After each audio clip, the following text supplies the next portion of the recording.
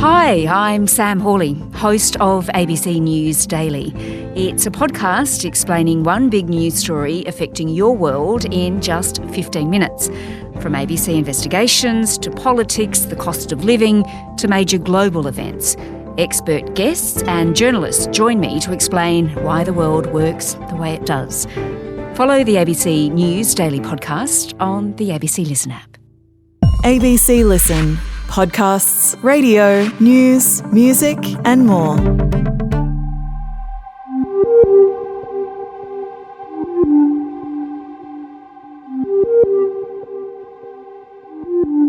Thousands of emails, all asking one question we couldn't answer. Until now. I'm ABC investigative reporter Rachael Brown. And I'm Stephen Stockwell. Welcome to Mushroom Case Daily. The small-town mystery that's gripped the nation and made headlines around the world. On the menu was beef Wellington, a pastry filled with beef and a pâté made of mushrooms. At the heart of this case will be the jury's interpretation of Erin Patterson's intentions. Erin Patterson has strongly maintained her innocence. It's a tragedy what's happened. I love them. So all through this podcast, I've been checking the emails that you've been sending to mushroomcasedaily at abc.net.au. And there have been two massive ones that came up again and again and again. Sometimes I have to scroll past like 3 or 4 emails, Rach. And there were questions that we couldn't answer. Now, there are really strict rules about what we can and can't report during a trial. We've got kind of free reign when it comes to things the jury's hear, things that are said in front of them. But anything that happens when they're outside the room, anything they don't see or hear, we can't get into. Yeah, because there have been interesting things that have happened in the room that I don't think would have kind of swayed the jury either way, but interesting bits of colour we wanted to tell you. But we haven't even been able to do that, Stocky, because we literally have to be your eyes and ears and only tell you things that the jury has seen and heard. Yeah, we have loved getting all your questions about this trial as we've been making this podcast. There were so many fantastic ones that were sent to mushroomcasedaily at abc.net.au. And now that the trial has finished, we have got a little bit more latitude, I'll say, to get into some of these, to talk through and answer the questions that we couldn't answer during the trial. These are things like where Erin stayed during the proceedings, if she had any friends with her in the room, whether the jury was given the option of manslaughter, if they could have come to that themselves, and also what happens if the jury couldn't decide. So let's get into some of them now, Rach. I want to start with the question, where was Erin? And, we have so many questions on each of these topics. That's the reason we're making this entire episode around them, but I'm going to use examples of these to help us get them into them. This one is from Carolyn. Carolyn says, "Hi guys, thank you. I'm loving the podcast. One question, where is Erin staying while the case is on? Is she in a hotel or at the police station?" I think she was at Ridges, wasn't she? Hotel? No, I joke. She was at the police station in Morwell. She was moved there on a Monday from Dame Phyllis Frost prison, and then she would stay in the Morwell cells during the week. And then in the morning before court, she would be brought up by 2 prison guards into the dock. Now, Stocky, we haven't even been allowed to use that word, the dock. And I think listeners would probably guess that if you're on trial for murder, it's very rare that you'll get bail. Very, very rare. So I think most people in today's day and age understand that you will be in custody, you will be in prison, but perhaps it's a hangover from older times, but the media is still not allowed to say she's in custody.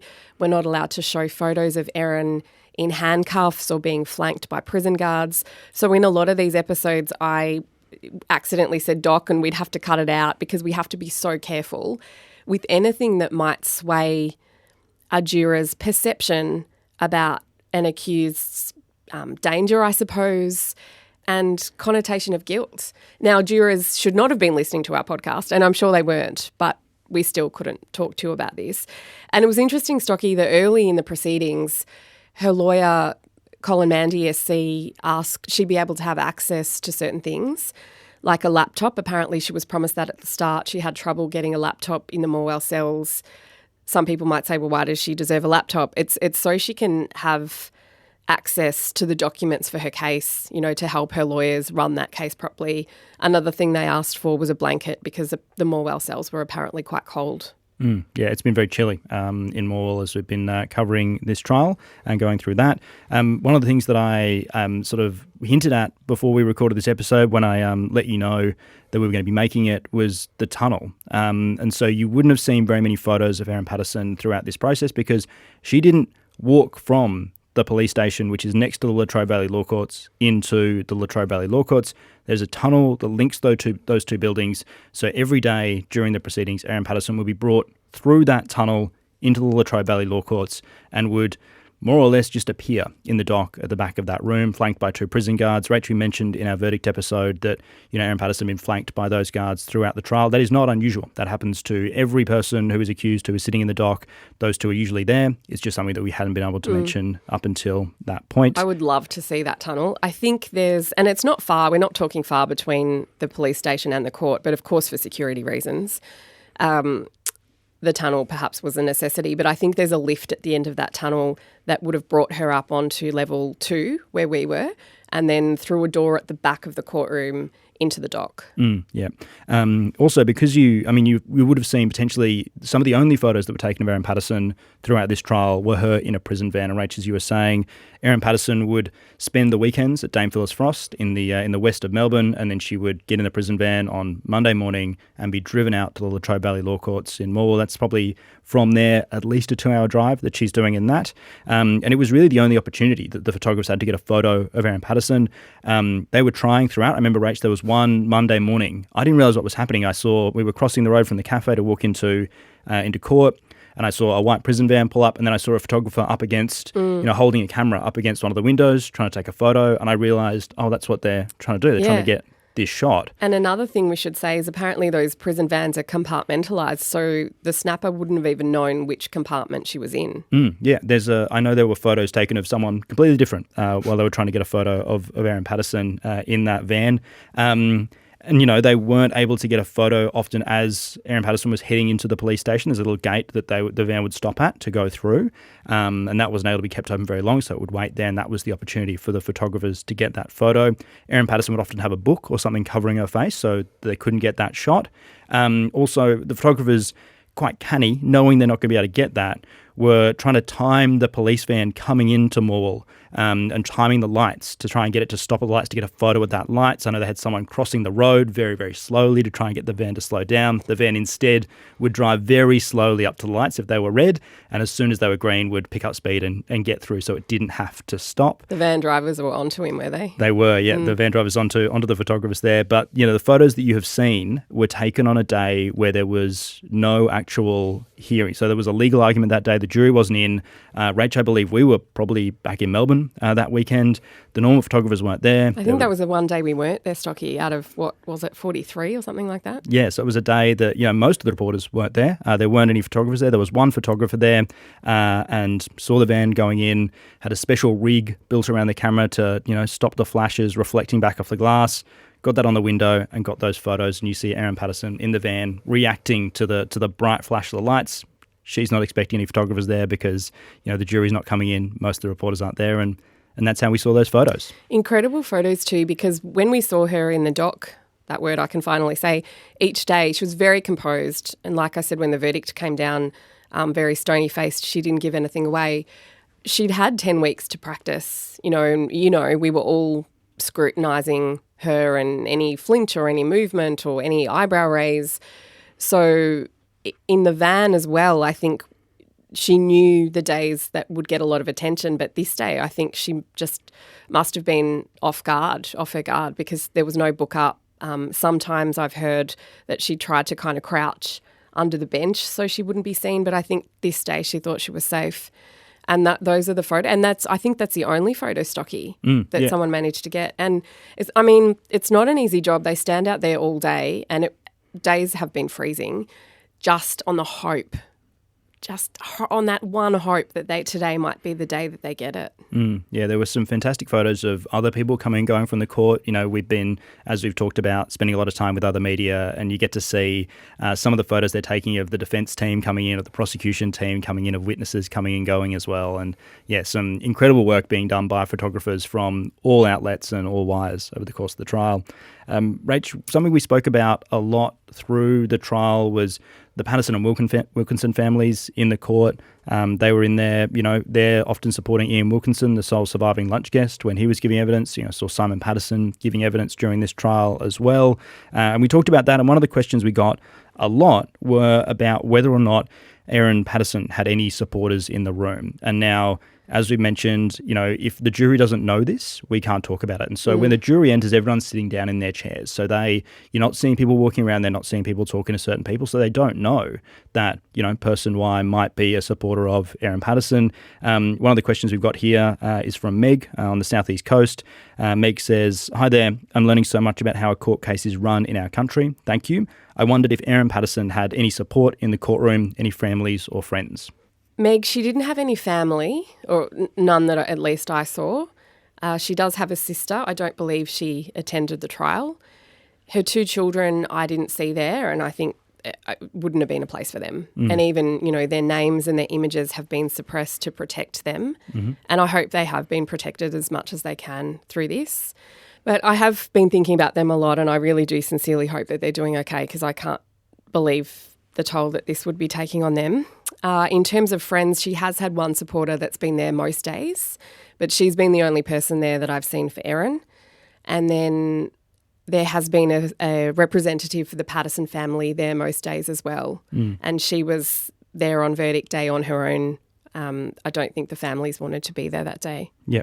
It was interesting, with Erin's friends, one of the early days in there, while everyone's still figuring out who people are, this might have even been the same day that Stuart Hastings, the tip staff, told me to get off my phone when I was sitting in one of the public seats, not realising that I was a member of the media. Don't blame him. I don't dress like it. But he also, I think on that day, Erin's friend went up to her while she was in the dock, and Hastings kind of immediately got up to sort of look, you're not allowed to do that. You're not allowed to talk to the accused in these situations. And then the defence team kind of clarified, oh no, look, this is someone who is, a friend of Erin's. So, that was all kind of smoothed over. And then I don't believe there were any issues after that, because everyone knows who everyone is and kind of figures out, the roles and the places in that courtroom.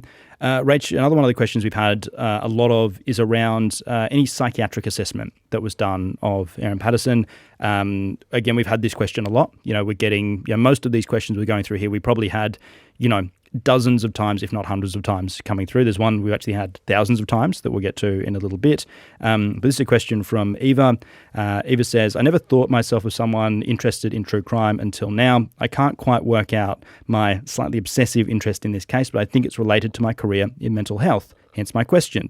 As a clinically trained therapist, I can't stop wondering about any forensic psychological assessment of Erin's presentation in this case. Are you aware of any forensic mental health assessments that may have been historically carried out or planned to be in the future, and how they may fit into this case?" Eva, no, I'm not. I'm not aware of any psych assessment before the trial. There may be one coming up to the pre-sentence hearing, so we will hopefully find out a date for that hearing in early August. The pre-sentence hearing is when the prosecution and defence get to run arguments about what kind of sentence Erin Patterson should be given. So that would be the time, if the defence wanted to offer a psych assessment, that would be the time for it.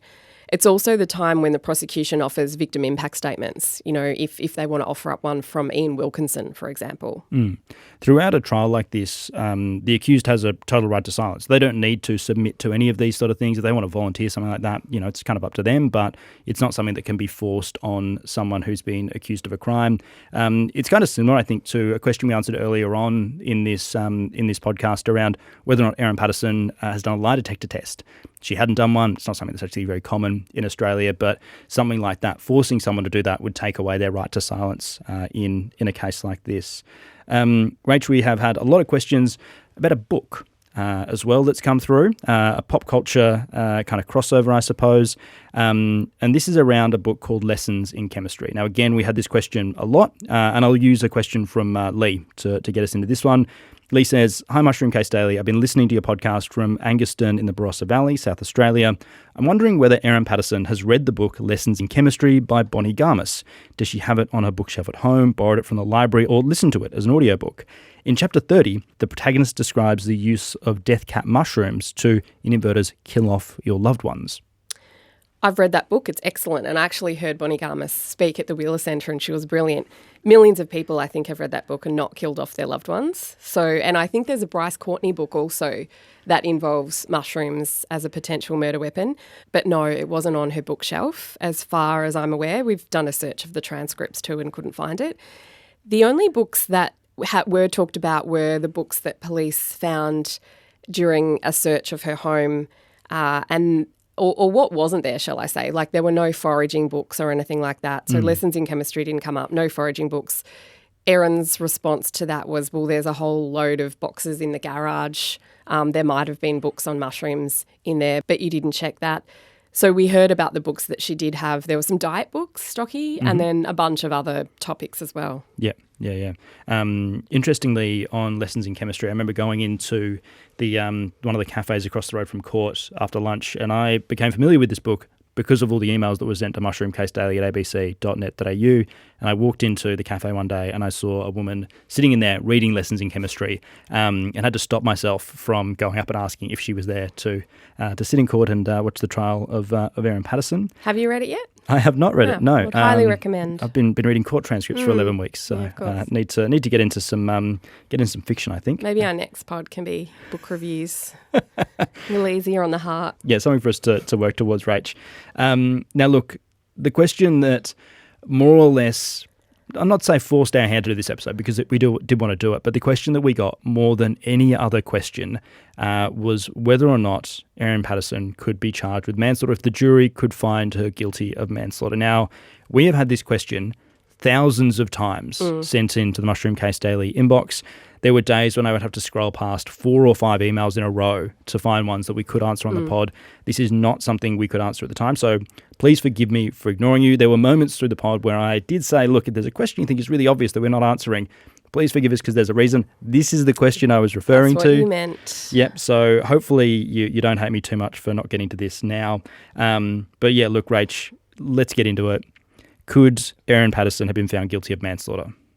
No. Not in this case. So I too, Stocky, have got this question over and over and over and over. Instagram, Facebook, in the cafes, family and friends. So no, it wasn't considered during this trial. It doesn't need to be on the indictment. It's often raised during trials as an alternate charge. Right. So I can give an example of Greg Lynn, for example. He was charged with the murders of 2 campers up in the high country. Yep. Now, during that trial, which I also covered in depth like this one, that came up during a day of legal argument, and the 2 parties argued about whether manslaughter should be considered as an alternate charge. Now, neither side wanted it left to the jury. Now, in that situation, it was because it was too confusing a prospect, because so much was unknown about the order of the deaths in the high country or the potential motive. So both counsels thought, just too confusing to add that into the mix with everything. Yeah. And sometimes in other cases, neither parties want it because the prosecution wants all or nothing. Prosecution doesn't want manslaughter. And the defence sometimes thinks, oh, we don't want to put it up as an option because if a jury can't decide, maybe they'll just take that as an out rather than a guilty or a not guilty. Yeah, okay. So that's historically speaking. In this case, every single day I listened out for the M word. And in all the legal argument towards the end, I'm like, is it going to come up today? Now, to my knowledge, it didn't come up even without the jury there. So it might have been something that the counsels discussed amongst themselves that they didn't want as an alternate charge. But to my knowledge, in court, when I was there, which was most days, it never came up. Yeah, and it's not something that the jury, we had a week of deliberations in this case. It's not something they can kind of all sit around and go, yeah, I'm not sure if it meets this bar, but look, maybe it's just going to be manslaughter, and they kind of come back to the judge and go, yeah, actually, we think it's this. Is that an opportunity for them? Definitely not for the jury, and because that's an issue of law. And so, like I said earlier, jurors are jurors on the facts, but Justice Beale guided them on issues of law. So if manslaughter was to be an option, Justice Beale would have to have taken them through very specific instructions on how to use that charge or what evidence to apply or not to that charge. Yeah, my thinking throughout some of this, and my, not a legal expert by any means,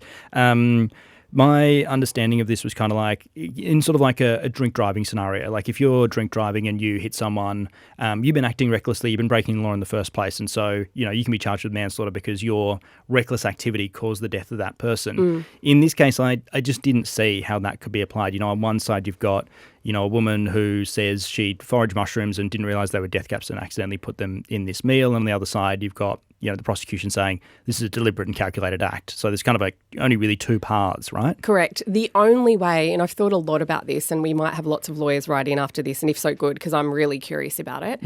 I guess the only way manslaughter could have been used is if it could be argued that she knew they were death caps but didn't necessarily know they would definitely kill them. As in, if you were thinking, I might try to give these people gastro or bad gastro. I think that's the only way it could have been applied. Right. But because we heard so much evidence that, it's one or the other, that it's these toxins are fatal, I don't know whether manslaughter could be applied in this case. But if anyone has any more information on that, I'd love to hear it. Mushroomcasedaily at abc.net.au. You can send your thoughts, feelings, questions through to us, and we'll have a read, and we'll get back to you on that one. The reason that we weren't able to get into this anytime sooner, that you've had to wait for the conclusion of the trial for us to answer this question, is because basically the jury just didn't hear it. It wasn't something that was presented before them. They weren't asked about it. They weren't told about it. It wasn't mentioned in front of them. So, kind of as far as they're concerned, it doesn't exist. I mean, I think a really interesting kind of point to think about in this is there was a moment in the closing statements from the defence where Colin Mandiassi said there were only ever two death cap mushroom sightings in Gippsland, referring to the evidence that was presented during the trial. Like, there were obviously more death cap mushrooms in Gippsland, but as far as the jury's concerned, there have only ever been two sightings because that's what was presented to them. So, something to kind of think about as we're going through this. Rach, another question we've had a number of times is about the interview that Erin Patterson did at the front of her house. So this is in late 2023. It's following the deaths of Don and Gail Patterson and Heather Wilkinson. We have had a few questions about this, so I'll go in with one from Fiona. Fiona says, "Hi, I'm interested to know if there's been any discussion in the trial of the media interview Erin Patterson gave outside of her house in early August 2023. During this interview, Erin mistakenly said a number of times that Ian, rather than Don, had passed away. For someone who has shown a particular attention to detail in her testimony, who says she loved her in-laws, this seems like a very strange mistake, and I wonder if it had been raised at all."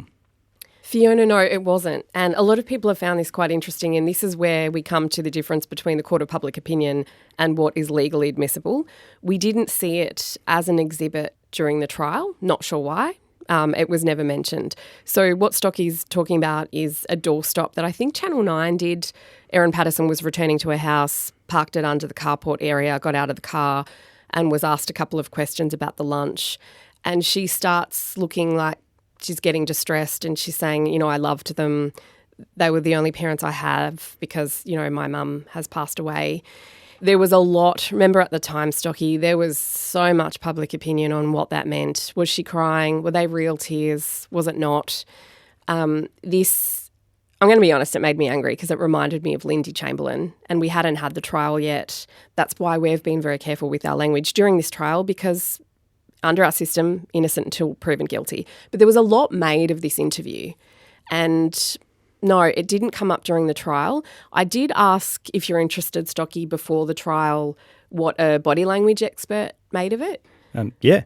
So he said you have to consider a lot of different things, and this kind of science fascinates me. So he talked about pronouns, and I'm not just talking about Erin here, but when we're studying people for guilt or innocence, he says pronouns, you're talking about taking ownership or you're trying to create distance from something.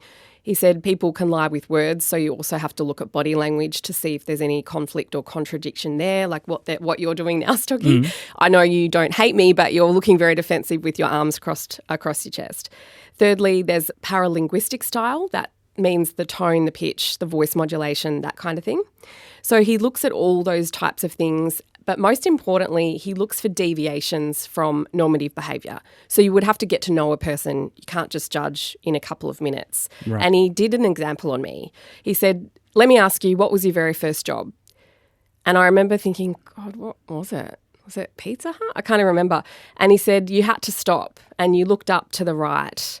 and because I didn't allow you time to answer that question, so that loss of eye contact is not indicative of deception, but in your case it was neurological record. And I thought that's really interesting. And a lot sometimes is made of if eyes go up to the left or the right. Sometimes it signals deception. Sometimes it's someone trying to remember. Crying, he said just because someone's not crying doesn't mean they're not experiencing emotion. He used to work for the police and had to deliver very awful death messages, for example. So he couldn't cry during that. And the last thing, Stocky, he mentioned was tenses. So there was a case in Queensland that a man murdered his wife and then he started talking about his children and he said, I'm really worried about my children. And this expert said it was interesting he didn't say worried about our children. So he was already talking in past tense. So there's a lot to consider. It's very fascinating science. With this particular video, a lot was made of it. Were they real tears, were they not? But I don't think you can judge a person in one moment of extreme stress. For example, you mentioned she forgot, was she confused Don and Ian's name? Maybe, as we know now, maybe it was deception. Maybe it was stress. Thank you, Rach. It's interesting. Again, not something that came up during the trial, not something that was mentioned to the jury. The video itself wasn't even presented as evidence. So again, we have to kind of consider that, the jury doesn't even know this exists for all intents and purposes until something is presented in front of the jury, introduced as evidence. We have to imagine that thing is not real, just like death cap mushrooms outside of the 2 sightings in Gippsland that we heard about during this trial. Rach, another interesting one that we've had a number of times was whether or not witnesses get paid. So this question here is from Georgia from Newcastle. Georgia has loved hearing the updates and chatting about the podcast with her mum and her friends. And she has a question about how Dr. Sorrell is being compensated for his work analysing phone records and then giving evidence. So Dr. Matthew Sorrell was the mobile phone location expert. So he was studying the phone records of Erin Patterson, the location data, all of that, and then presenting that evidence to the court. Georgia says that she saw that Dr. Sorrell works for a private company and was wondering who pays for Dr. Sorrell's work. Is it the prosecution or the government or someone else? I think you do, Georgia, or we do, the taxpayer, through Victoria Police, who has to compile a brief of evidence against Erin Patterson. We heard from the informant, Stephen Eppenstall, in the witness box saying, it is cost prohibitive, these kind of base station records. They got enough, like the level that they needed to be able to run this trial. But he was talking about the extra layer up that he said he was trying to be upsold. EBN data and records, he said, is cost prohibitive. It's something like $1,700 for 2 hours. And so for a year, the records that they needed, he'd said we'd be talking well into 6 figures. And he said, my boss isn't real keen on us spending too much money. Yeah, do remember that day. It's nice that that's something that extends across all aspects of work. There's a boss somewhere that's like, no, actually, let's not spend the money on that. You can do with it what you will. There's a follow-on part to George's question, Rach, which is, if it is the prosecution who pays for this, or in this case, the police, how do they ensure that the expert/witness is not being, in George's words, bribed or paid to say certain things? Is it just expected that the expert or witness will take their civic duties seriously? That's where Colin Mandy comes in. So his cross-examination. So he had a lot of time with Matthew Sorrell to try to eke out, really the closest you can get is possible, right? There were possible visits to Lock and Outram because sometimes phones can ping off towers that are further away because they have a clear line of sight when you might be closer to another base station. So even in your house, Georgia, your phone might ping off one station at the front door and a different one at the back door. Yeah. It was interesting hearing him going through all that as well. The other kind of expert witness we had in this case was Sharman Fox-Henry, the digital forensics officer from Victoria Police. He was paid for by Victoria Police. He works for them. They would have covered him to get out there, and I assume he gets his usual rate, maybe a bit of travel allowance or something for living in Morwell for the days he was giving evidence there. Rachel, another question we got a lot, again, we couldn't get into this at the time because, as I've said, the jury didn't know, was basically why the trial was in Morwell. I'm going to use one from Lynn to get us into this. Her question is, I was wondering if you know why Erin's lawyers wanted her to be tried in the Morwell court rather than in the city, Melbourne. It's not so much about her lawyers or even Erin Patterson, Lynn. The presumption is that crime is local, so trials should be conducted in the area in which the offence is alleged to have occurred. And then trials are moved if it's deemed necessary. So that might be, if there's a risk of an accused not getting a fair trial in their local area, or maybe due to logistics. I think there was a case a defence barrister told me recently that was moved from Shepparton to Melbourne because the accused wasn't getting enough sleep in the cells, kept getting woken up, and so they couldn't work on their case properly and inform their barrister properly. In this case, we were in Morwell because it was the default location. Now, if a trial is to be shifted, one or another party has to apply, and then both parties get to make submissions on that application. This is something we talked about a bit before the trial started in some of our really early episodes and the conversations that were had around that. So if you're interested in learning a bit more about that, jump back into some of the details in there as well. Rachel, one of the biggest questions that we were asked over the last week or so, I think it was, as the jury was deliberating, even during the judge's charge, as people were kind of turning their minds to the jury's deliberations, was what happens if the jury couldn't decide? What happens if the jury couldn't work out if they thought Erin Patterson was guilty or not guilty of murder? If they couldn't pick one. We couldn't say because it hadn't been presented to the jury. So the jury, again, gets these really specific directions from the judge, Justice Beale, and they weren't told what would happen in this case. I'm going to go into this one with a question from Trav. Trav says, "Hi, Stocky and Rachael. I've been hooked on the pod since my wife got me onto it. I have a question. In the event of there being a hung jury, is this a type of case that would be retried, or would it be greater odds to result in a dismissal for Erin?" Yeah, Trav, this is actually something we were all really worried about, what would happen and whether would we be doing this all over again.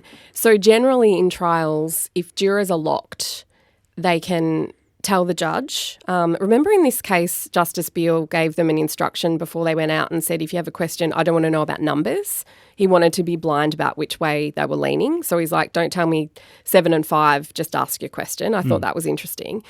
But they might come back to him and say, look, we're stuck. In that case, I think it's called an Allen's charge or a persistence charge. He might say, look, keep trying, and maybe give them ideas about how to do that.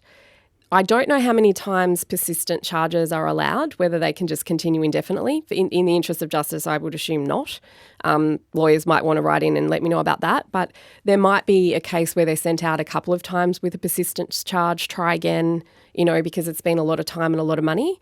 If not, if it gets to the point of a hung jury, then that trial is abandoned. And then, there'd be a retrial if the OPP decides to run it again.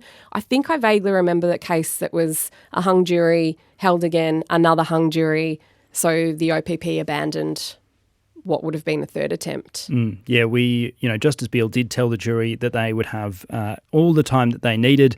And we did say in one of our episodes that, what's the maximum time that a jury can deliberate for? There's kind of no limit on it. I mean, there's no formal limit. The judge will basically give them that charge to go, look, you need to figure this out. You need to get your act together and wrap this up. You either need to go guilty, not guilty, and if you're not going to get there, this is where we're going with it.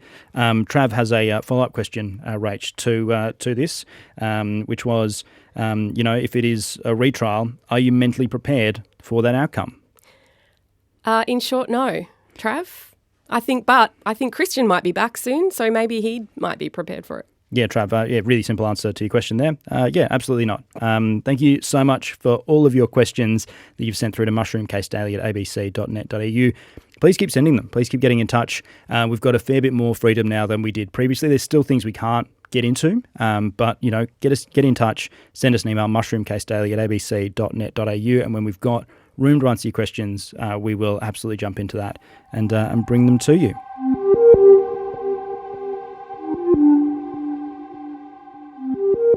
Mushroom Case Daily is produced by ABC Audio Studios and ABC News. It's presented by me, Rachael Brown, and producer Stephen Stockwell. Our executive producer is Claire Rawlinson. A huge thanks to our true crime colleagues who keep helping us out, our commissioning executive producer Tim Roxburgh and supervising producer Yasmin Parry.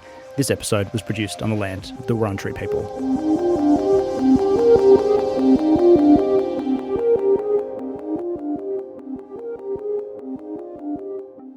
Hey, I'm Sana Kadar, and I host All in the Mind on ABC Radio National. It's a show where we investigate why people behave the way they do. But there's some perspectives we don't often hear about, like what makes people cross the line into criminal behavior. Are they evil or are they damaged? Are they both? After the stealing, they often will describe a sense of pleasure or gratification. Join us on Criminal Psychology, a special series exploring some of these questions. Hear it now on the ABC Listen app.